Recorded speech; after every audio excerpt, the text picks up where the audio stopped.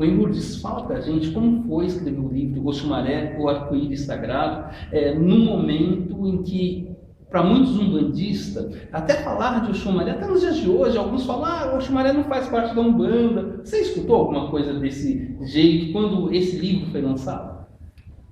Olha, desse jeito não, mas a gente sabe, né, que muita gente acha isso, né? E para mim também foi uma surpresa, porque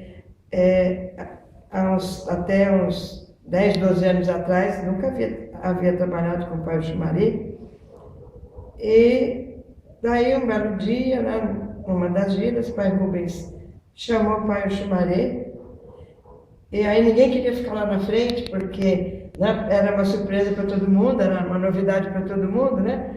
E aí me jogaram lá para frente e eu falei, eu nunca incorporei Pai Oxumaré. E foi uma coisa assim tão fantástica, era uma energia tão forte, mas tão forte, aquilo subindo pela coluna, parecia que a cabeça ia explodir. Maravilha isso. E aí, de repente, né, foi aquela paz, aquela inundação, com aquela energia, né, inundando assim o corpo todo, uma coisa tão maravilhosa, tão fantástica, né, que eu fiquei curiosa, muito curiosa. Né? Então, bom, vou procurar saber tudo o que eu conseguir a respeito de Pai Oxumaré. E aí eu comecei a procurar, e eu tenho mania, né, de quando eu estou estudando alguma coisa, eu pego uma folha de papel almaço e vou pondo tudo ali dentro daquela folha de papel almaço e escrevo alguma coisa na parte da frente. E aí começaram a vir ideias na minha cabeça, coisas que eu via, né? E por uma surpresa minha, eu tinha livros em casa que falavam de tudo aquilo. Olha isso. E livros assim, que certa vez eu comprei num sebo, e muitos deles eu não tinha nem lido nada. A própria preparação do astral e espiritual para que momento certo viesse. Eu até acredito que sim, porque eu tinha tudo aquilo dentro da minha casa.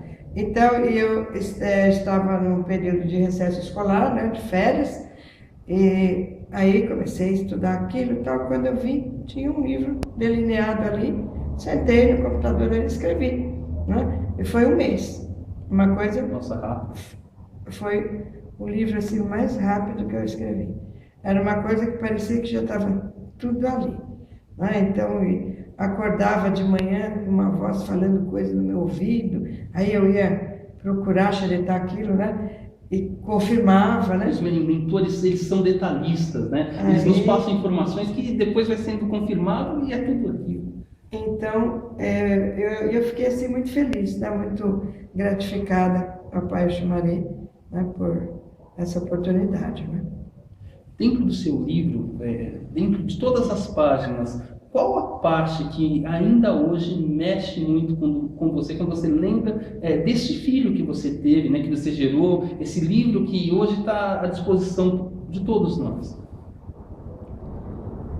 É difícil, né? Tem assim algumas coisas, né? Uma delas é aquela representação que a gente tem, que alguns chamam de caduceu, né? Que é aquela vara com as duas serpentes entrelaçadas e que vem de épocas remotas, né? Épocas até imemoriais aí, né? Em que na época não existia assim o médico, né? Não existia o xamã ou o sacerdote, né? O sacerdote que fazia tudo, né? E ele era portador, então, né? Dessa vara com essa representação dessas serpentes. Então isso é uma coisa assim, é um conhecimento, eu diria até que hermético, né? É o real significado disso, né? Então isso é uma coisa que realmente intriga e que daria, né, para ir buscar, aprofundar, precisaria ter Qual o real significado tempo para isso, elemento? né? Qual o real significado? É isso que eu quero saber, é isso que eu quero ir atrás, né? Porque tudo bem, quando você estuda as ondas de Pai Oxumaré, então ele tem, né, as ondas sinuosas e tem a onda reta. Então, ali é um significado, uma onda reta com as ondas sinuosas. Se você relacionar com o corpo humano, é a coluna vertebral, né? Aquilo que é chamado, né, de Sushumna, né? E as outras energias que é Pingala, né? E esqueci até o nome da outra agora, Ida, né? Acho que é Ida e Pingala. Então, que são essas energias que fluem sobre a nossa coluna. Isso no corpo humano. Mas o que a gente tem, aqui a gente tem praticamente no universo. Né? Então, você descobrir a amplidão do significado disso é uma coisa assim profunda e grande, né? Quando a gente fala de Oxumaré, a gente lembra da cobra Dan. Qual o significado e a referência da cobra Dan na história de Oxumaré? Por que você acredita que aquela cobra está ali acompanhando? Em algumas imagens também a gente observa Oxumaré metade cobra e metade homem. Eu acredito que é pelo próprio fato da sinuosidade, né? E a gente sabe que existe uma dimensão, que é a dimensão das cobras, onde elas não são peçonhentas, onde elas não atacam o ser humano, né? O espírito, né? Não o ser matéria, né? E que eu acredito que ela é regida por Pai Oxumaré, essa dimensão é regida por ele, né? Então, a questão é da sinuosidade e eu acho até, né, eu diria até que a questão de que muitas vezes com o próprio veneno da cobra você faz um antídoto. Você tem a diluição e a renovação. Né? E é aí mesmo que a gente pega esse ponto interessante. É importante diluir, é importante que a gente viva algumas situações na nossa vida para que possa haver uma renovação. Mas essa renovação só acontece se tivermos a consciência de que precisa ser diluído algo. É isso mesmo? Exatamente. Se você não diluir aquilo que está estragando, né, aquilo que está desequilibrado, é difícil de renovar, né? Mas eu acredito que até por aí, né? Existe também aquela ideia, né, da cobra, né, que se pesquisar bastante, né, vai se descobrir medicamento para curar doenças importantes no soro da própria cobra, né? A questão de que o soro da cobra dilui até cabelo e que nada consegue. É verdade. Prova disso que quando uma pessoa é enterrada cabelos, ali, né? eu tenho cabelo fica, os né? dentes. E esse soro da cobra dilui. Só por aí você já começa a observar a força de Oxumaré na nossa vida. Então, se você está passando por uma dificuldade, entregue ao Pai Oxumaré a situação e principalmente peça para que ele atue sobre você dentro das suas emoções, principalmente naquelas emoções também que às vezes a gente não consegue mensurar e até controlar. Não é verdade? Não consegue trabalhar sozinho isso, né?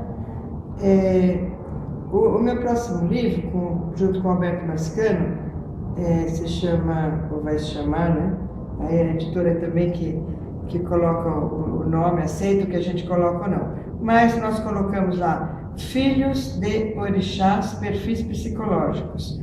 Então ali a gente tem caracterizado o orixá, os perfis psicológicos dos filhos relacionados, né, com os perfis psicológicos do Jung.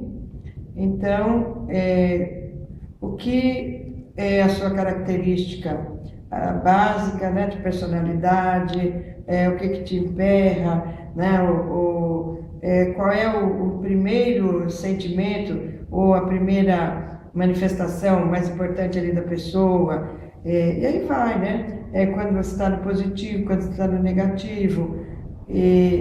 Então ali a gente também está trabalhando Pai Oxumaré, trabalhamos os 14 orixás, mas tem lá do Pai Oxumaré também. E a primeira parte é a relação, né, com o orixá, com as características do orixá, e para você identificar se você está no positivo ou no negativo, e depois, mais no final, o trabalho que você pode fazer, né, com o poder e a força do orixá.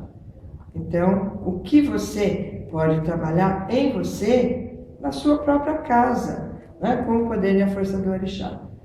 E aí, nesse sentido, realmente, de se autoconhecer, de se melhorar, né? De mudar as coisas interiormente, criar novas situações para você. Uma pessoa que está vibrando numa energia contrária à força que o Oxumaré traz, o que ela pode acarretar para a sua vida? Como uma pessoa pode perceber que a energia dela está num trilho contrário? Quando ela, por exemplo, quando ela tem vícios de todo tipo, né? Quando a gente fala vício, geralmente a pessoa pensa só em droga, né? Não, é vício de sexo, uma dependência sexo sexual depravado, né? Então é uma coisa assim negativa mesmo, né? Quando ela está mesquinha, porque a energia de Oxumaré não é de mesquinhez, pelo contrário, né? Ele é doador, próspero, né? Então, basicamente essas energias, falta de amor, né? Falta de amorosidade com o semelhante, então ela está no negativo. São sintomas que está vibrando no negativo. Principalmente vícios. Né? Eu posso aprofundar um pouquinho mais nessa questão dos vícios? Uma pessoa que tem uma compulsão sexual, quer um exemplo? A pessoa é casada, mas ao mesmo tempo tem a necessidade até mesmo de ter várias pessoas fazendo parte da sua vida íntima. E isso de uma forma, às vezes até acorda pensando, vai dormir pensando nisso. O que ela pode fazer para sair dessa situação com a ajuda de Oxumaré? Então, trabalhar com a energia desse pai pedindo positivação, né? Porque ela pode estar no negativo desse pai, né? Eu acho que a gente também não pode ser também muito purista ou muito hipócrita, né? Achando que só vai se relacionar com uma pessoa, porque de repente aquela pessoa não está satisfazendo, ela não está sendo parceira, as energias sexuais dessas pessoas não estão engrenando bem, né? Mas aí sair, né, fazendo sexo com o mundo fundo aí também já é um pouco de depravação. Então aí está no negativo, né? Então aí trabalhar assim no sentido realmente de se positivar, né, e encontrar um parceiro ideal. Se aquele não está dando certo, eu acho que a gente não tem que ficar dando murro em ponta de faca. Uma pessoa que percebe que gosta, a pessoa é companheira, a pessoa que está junto, é uma pessoa maravilhosa, mas na parte íntima o negócio não está rolando. Mas ela não quer ir para um outro relacionamento. O que fazer para isso? Como se positivar nesse caso? Aí vai ativar Pai Oxumaré e Pombagira, né? Pombagira também, Exu também. A vitalidade de Exu, a vontade de Pombagira, né? E pode até trabalhar com os Exus e Pombagiras ligados ao Pai Oxumaré. Nossa, isso é muito interessante. Eu tenho certeza que esse é um assunto que vai criar polêmica também. Né? Quando a gente fala de Pai Oxumaré, a relação dele com o sexo, com assuntos ligados ao sexo, é muito forte. Tanto é que algumas pessoas falam até assim, eu estou falando de mitos, tá? Filho de Oxumaré tem uma tendência à homossexualidade. Isso é mito, não é? É mito. Nenhum orixá, que eles, não só isso que eles falam, né? Que é metade homem, metade mulher, 6 meses homem, 6 meses mulher. É alguma ideia, né? Então, mas com Oxumaré também tem gente que fala isso, né? Só que não existe orixá que você vai ter, né, essa hermafrodita ou coisa parecida, né? O orixá é masculino, é uma energia masculina ou é uma energia feminina. Pai Oxumaré é uma energia masculina do trono do amor, né?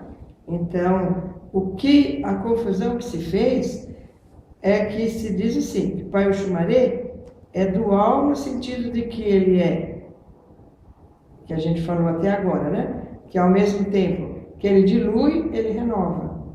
Então essa dualidade é a que foi mal interpretada, como sendo uma dualidade macho-fêmea, né? Que ele é macho e é fêmea.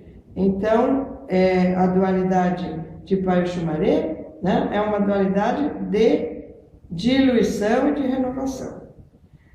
Agora, fora isso, ele é um orixá, né, masculino. Então, Então, ele tem lá, ele é um orixá, como um orixá cósmico, é ativo. Ele é um orixá atemporal, porque ele não é regido, né, pelo tempo no sentido de tudo sempre do mesmo jeito, né, mas pelo contrário, né? Existe essa inovação.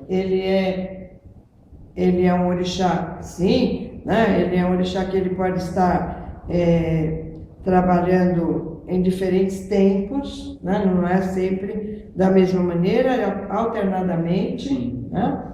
Então, isso às vezes dá uma ideia para quem não se aprofundou muito legal você falar isso, na questão da religião, né? Dessa maneira aí, né? É muito interessante porque quando a gente começa a ouvir uma pessoa que conhece sobre o Xumaré como ela e explicando essa dualidade que existe, e ele tem essa energia de dualidade, porque ele, ao mesmo tempo que dilui, ele renova, quebra-se todos os mitos quanto a esse outro assunto, muitas vezes desinformação junto com preconceitos, não é verdade, né? Exatamente, né? Ninguém é homossexual porque é filho desse orixá ou daquele, não é? A questão da homossexualidade, eu acho que é assim, bastante complexa de se tratar, não dá para a gente tratar um tempo pequeno, e principalmente porque até hoje eu acredito que essa questão não foi ainda bem delineada, não só pelas religiões, mas pela própria psicologia, né, pela própria medicina tentando entender, né, o que acontece com o ser humano, né? Então, é um assunto complexo. E quando a gente fala na homossexualidade, você tem uma gama enorme de coisas, porque você tem um indivíduo, né, que ele tem a alma, vamos dizer assim, a alma feminina, por exemplo, e um corpo masculino, mas ele se comporta de uma determinada maneira. Você tem um outro que pratica a sodomia, não porque ele é homossexual, não é porque ele gosta. Então, provavelmente, ele já vem de reencarnações onde, historicamente, essa prática era comum, né? Onde a introdução sexual, né, dos jovens era feita, né, no caso dos homens, principalmente por um outro homem. A história nos conta isso, né? Mas, como nós estamos falando sobre o Xumaré, e esse assunto é muito particular dele, uma pessoa que nesse momento, com a sua questão sexual, não está satisfeita, independente da condição sexual que ela tenha, ela não está satisfeita, porque ela está se percebendo ou como homem ou como mulher, fora da sua verdade. Como o Pai Oxumaré pode ajudar uma pessoa que está insatisfeita com a sua situação no seu dia a dia, na condição de homem ou na condição de mulher? Eu acredito que, em primeiro lugar, procurando saber o que é que satisfaz. Em primeiro lugar, eu acho que é isso. A pessoa, né, que é o que, inclusive, no livro a gente apresenta, né? Você vai buscar dentro de você mesmo aquilo que vai te satisfazer ou não. O que é melhor para você nesse momento, né? Isso sem preconceitos. Eu acho que a gente não tem que ter preconceito de forma nenhuma, né? Nem preconceito com religião, nem com pessoas, nem com categoria. Qualquer tipo de preconceito social, né? Não, nenhum tipo de preconceito. Então, buscar dentro da própria pessoa aquilo que é o melhor para a pessoa felicidade. E a partir daí, né, ela ir realmente em busca dessa felicidade. Aí você precisa de um apoio para isso, vai buscar esse apoio na religião, pode buscar em Pai Oxumaré e pode também buscar esse apoio, eu acredito, sim, um apoio no psicólogo, no psicanalista de maneira geral. Então, tudo aquilo que ela realmente puder buscar de apoio, eu acho que deve buscar. E a Umbanda, ela acolhe a todos, né? Ela se preocupa de verdade com o seu caráter, com a sua necessidade também de encontrar ajuda, pois em um centro de Umbanda como o seu, como o que também dirijo, a gente nunca pergunta para a pessoa nada sobre a condição social, financeira. A pessoa é acolhida de verdade, né? Absolutamente nada. E uma coisa assim que eu acho muito bonito, né? Que as pessoas chegam até um guia espiritual e ele tem a palavra certa para esta, para aquela, e a gente aprende com eles todos os dias, todos os dias. Eu fico assim, eu falo que eu sou apaixonada, né, pelas entidades, porque realmente eles surpreendem a gente a cada giro, a cada consulta, não é? Porque muitas vezes você pensa, poxa, né, eu não teria, pessoa, não teria essa palavra, essa capacidade de falar tudo aquilo que cada um necessita naquele momento certo, e eles têm essa capacidade, né? Então eu acho isso maravilhoso. Quantos anos de caminhada na Umbanda? Eu conheci a Umbanda em 1961. Conheci a Umbanda, assim, andei um pouquinho, né, por um terreiro, né? Acompanhei um trabalho de um terreiro no Rio de Janeiro, depois uma filial desse terreiro aqui em São Paulo. Mas daí quando casei, tive assim, os filhos, eu não tinha como dar continuidade, né, para aquilo que me agradava. Era uma religião que me atraía sempre, né? Isso em 1961. Então depois eu retornei para a Umbanda em 1984, 85, né? Em 1991 eu abri um terreirinho, comecei a atender as pessoas, né, com as entidades, não sabia nada de Umbanda, não sabia nada, porque nessa época ninguém ensinava nada, não ensinava, pelo contrário, né? Quando tinha algum pai espiritual se propondo a dar aula, você levantava a mão e fazia uma pergunta, nossa senhora, caiu o mundo. Isso não está na hora de você saber. Só faltava falar. Era essa sempre a resposta, né? Não é? Não é o momento. Não é o momento. Mas e bravo ainda, né? A gente ficava até com receio de levantar a mão, porque já sabia que vinha chumbo. Então, mas em 1992 eu atendia pessoas e tal. E depois eu precisei parar, né, com esse terreiro, porque, assim, por questões familiares, né? Pessoas que não aceitavam, né? Aí parei, e aí a gente volta, né? Porque você tem que procurar um lugar para você. Então vai em busca, até que foi parar na casa do Pai Rubens. Pai Rubens Saraceni, para quem está ouvindo e assistindo a gente. Pai Rubens Saraceni, né? E qual a importância do Pai Rubens Saraceni, primeiro na sua vida e na Umbanda hoje, através dos seus conhecimentos? Bom, na minha vida foi fundamental, né? Porque quando eu cheguei lá, no ano 2000, mais ou menos, desculpe, Pai Rubens me acolheu, limpou tudo aquilo que precisava ser limpo, porque eu passei por um período assim muito difícil, né? E aí já comecei a trabalhar lá. Ele estava se mudando aqui para São Paulo, abrindo essa casa aqui no Belém, e aí já fui ali da primeira turma, e a gente já começou a trabalhar. Ele abriu os trabalhos às quintas-feiras, comecei a trabalhar ali com ele, e para mim foi assim maravilhoso, porque quando eu tinha aquele meu primeiro terreirinho lá, há muitos anos atrás, eu ficava muito assustada, porque vinha o caboclo, atendia e tal, e aí, né, daqui a pouco, né, vinha o Exu e atendia ali do outro lado, e fazia transporte, que eu não sabia nem o que era aquilo, né, mas tudo sozinha, né? E aí eu ia nos outros lugares e eu não via nada daquilo, né? Ficava apavorada, não sei que eu estou fazendo coisa errada, mas... Você ficou com medo de ser animismo naquele momento? Não, porque eu sabia que não era eu. Não sou eu que estou fazendo, são as entidades, né? Então, eu ficava assim, olhando nos outros lugares onde eu ia. Quando tinha gira de esquerda, era tudo escondido. Não, escondido, uma vez por mês, de noite, com não sei o que fechado, né? Nem pensar em falar em Deus naquele dia, né? E, nossa, eles não trabalhavam assim, então, nossa, aquilo me deixava assim, com um grande ponto de interrogação, porque não tinha quem me respondesse aquelas coisas.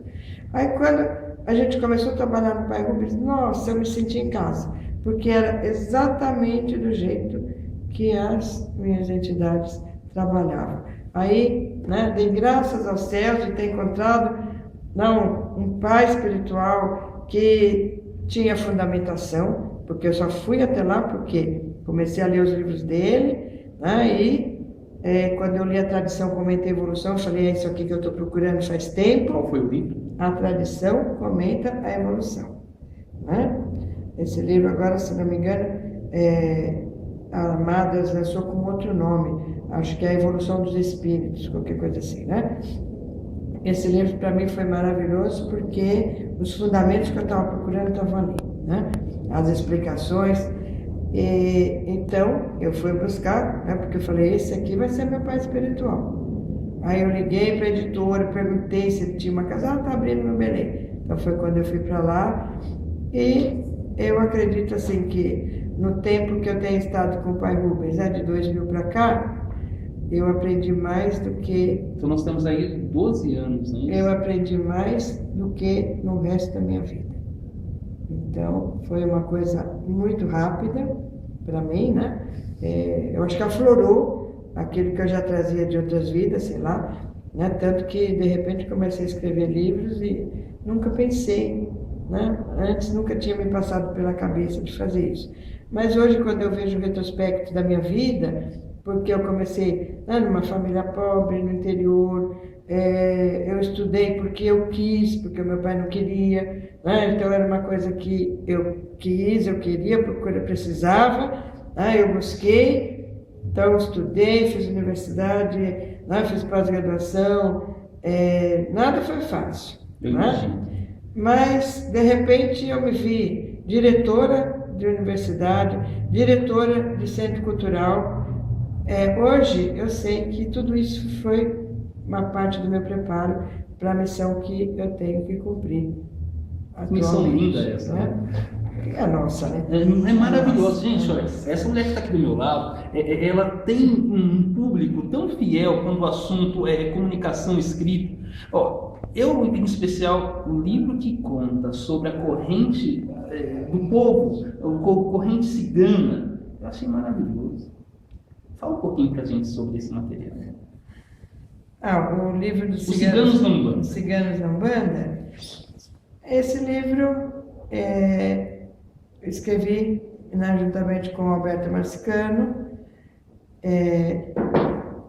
quando nós tínhamos feito o livro A Linha do Oriente da Umbanda, e a editora colocou uma cigana na capa do livro da Linha do Oriente da Umbanda.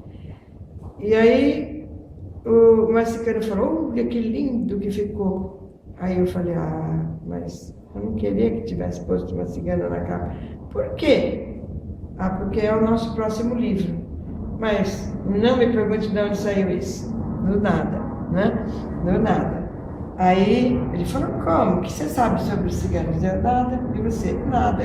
Então, vamos pesquisar, porque já me mandaram aqui o recado que esse é o próximo livro. Maravilha. Né? E aí a gente começou a pesquisar. Então é uma corrente relativamente nova no Umbanda, não é? Vamos falar um pouquinho dos ciganos no Umbanda para depois ir para a corrente do Oriente, pode ser? Pode ser, se bem que a coisa é ao contrário. Primeiro o Oriente, depois o cigano. Como você quiser. Mas sem problema, né?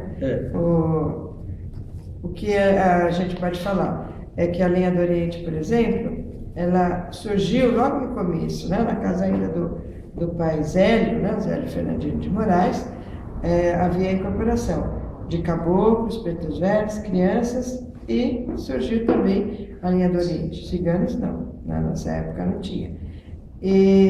Mas poucas casas hoje trabalham, né, com a linha do Oriente. E também eu descobri, assim, por intermédio do Mestre Pena Branca, né, que é quem me passa mensagens, que a linha do Oriente não é Oriente geográfico. Porque eu ficava muito encafifada, né? Caramba, mas se é a linha do Oriente, por que tem maias? Por que tem astecas? Por que tem esquimós, né? Por que tem romanos, né? Então, aí, mas Pedra Branca simplesmente desvendou. A linha do Oriente não é Oriente geográfico, é Oriente de luz. Olha o Sol aí. É Oriente de luz. Então, se o Sol nasce, né, no leste, aparece no leste, né, e se põe no oeste, né, o Oriente de luz também, né, é um Oriente que é o Oriente como se fosse o Sol, né, é um Oriente de luz espiritual, e que é o círculo do Grande Oriente, né, que eles falam no astral, né. Então você está falando do livro A Linha do Oriente na Umbanda. Isso. Porque, ó, o livro é esse, gente. A capa está aqui, né? A Linha do Oriente na Umbanda. Esse foi o primeiro livro que eu tive contato seu e que em tão poucos dias assim eu devorei porque foi muito, mas muito produtivo para mim. Mas não existe nada, né, publicado sobre a Linha do Oriente. Você encontra assim 2, 3 linhas. E tudo repetitivo, sempre as mesmas coisas. Quando você cita a cabana lá do Paisélio, ou o trabalho de Paisélio de Moraes, também nessa corrente do povo do Oriente, dá mais um exemplo nisso, porque lá eles já praticavam, já chegavam entidades dessa corrente? Assim, pelo que a gente leu, eles começaram já a surgir, né, nessa época, né? Porque você vê, por exemplo, hoje você tem baianos, boiadeiros, ciganos, que eram linhas de trabalho que não tinha O interior. pessoal chamava de linha intermediária, é isso? Agora, a linha do Oriente, ela é exclusiva da Umbanda. Ela vai surgir, né, nos primeiros terreiros de Umbanda, e essa linha não existe nem no Candomblé de Angola, nem em lugar nenhum. Ela é exclusiva da Umbanda. Sobre o seu ponto de vista, por que essas forças espirituais, essas entidades, encontraram espaço? Por que eles vieram justamente para Umbanda fazer a sua caridade? Em primeiro lugar, porque a Umbanda é uma religião universalista, né? E que abriga nas suas linhas de trabalho entidades vindas das mais remotas religiões, das religiões não mais existentes, de religiões ainda atuantes, né, no plano material. Então, a Umbanda é uma religião aberta, a gente até brinca que é uma parabólica, né? Ela é uma parabólica porque ela abriga nas suas linhas de trabalho todas as entidades que queiram praticar o bem, né, que queiram trabalhar em prol dos encarnados e dos desencarnados, né? Mas aí tem uma coisa assim interessante, que a linha do Oriente, ela tem relação com aquilo que a gente estava conversando agora há pouco, que é o Samadhi, né? Que é fazer brilhar o sol interior. Os mestres da linha do Oriente, eles não gostam de dar consulta como as outras entidades, não. Eles gostam de fazer trabalhos de cura, né? Eles gostam de fazer trabalho de cura e orientar as pessoas para que elas trabalhem o seu próprio potencial, para que elas, né, desenvolvam essa sua luz interior, elas busquem esse brilho interior. Então, é um pouco diferente, né, porque esses mestres vão trabalhar o potencial de cada um e fazer com que cada um encontre isso em si mesmo, né? Então, é mais difícil, né, uma coisa... Mas com o aumentar da doutrina dentro do estudar da doutrina dentro dos centros umbandistas, terá mais espaço para aplicação de tudo isso, não é verdade?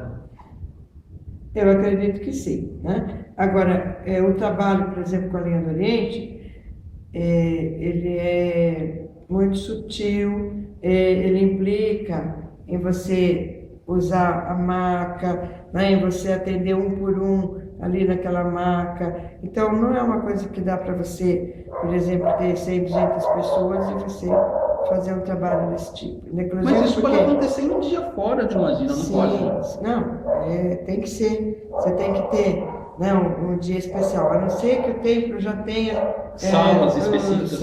O dia específico para aquilo e tal, né? Então, o que eu vejo é assim, né? Agora, o que acontece com os ciganos? Os ciganos, eles não eram aceitos nos trabalhos de Umbanda de muitos terreiros, né? Por preconceito, né? Preconceito. A Umbanda sofre os preconceitos, é o mesmo preconceito que o cigano sofre, né? De exclusão, de marginalização, de achar que é um bando de ignorantes, disso, daquilo, né? Então, os ciganos, no início, eles vinham um pouco na linha do Oriente, um pouco na linha dos baianos, um pouco até na dos boiadeiros, ou então na esquerda. Eu mesma fiz parte de um terreiro onde o pai de santo não suportava cigano. Ele não admitia cigano na gira. Então, quando tinha lá uma gira de baiano, né, chegava alguém, uma entidade, e fazia isso com a mão, ele já gritava: tá virando a mãozinha, pode subir! Ele gritava mesmo assim, né? Não deixava, né? E eu trabalho com um cigano, não é uma cigana, é um cigano, muito sério. Qual o nome? Seu Ramiro. O Ramiro. Seu Ramiro chegava, incorporava na linha dos baianos, e eu me via numa saia justa, cara. Porque ele ficava lá. Então, a baiana é alegre. Os baianos estão lá todos dançando, chachado, e o seu Ramiro lá. Olhando aquilo, né? E ele só mentalizava. Ele só mentalizava que tinha que deixar vir a linha dos ciganos. E aquele pai não deixava de jeito nenhum, né? Então eu passei por essa saia justa, sei que muita gente passou por isso, até passa, né? Mas muitas vezes essa saia justa vem da ignorância de alguns médiuns e alguns dirigentes. Dirigente, principalmente. Principalmente pela falta de conhecimento. Que não admite, né? Não, mas espera um pouquinho que esse assunto é muito bom, muito positivo. Cláudio, dá uma paradinha aí que a gente já volta a conversar.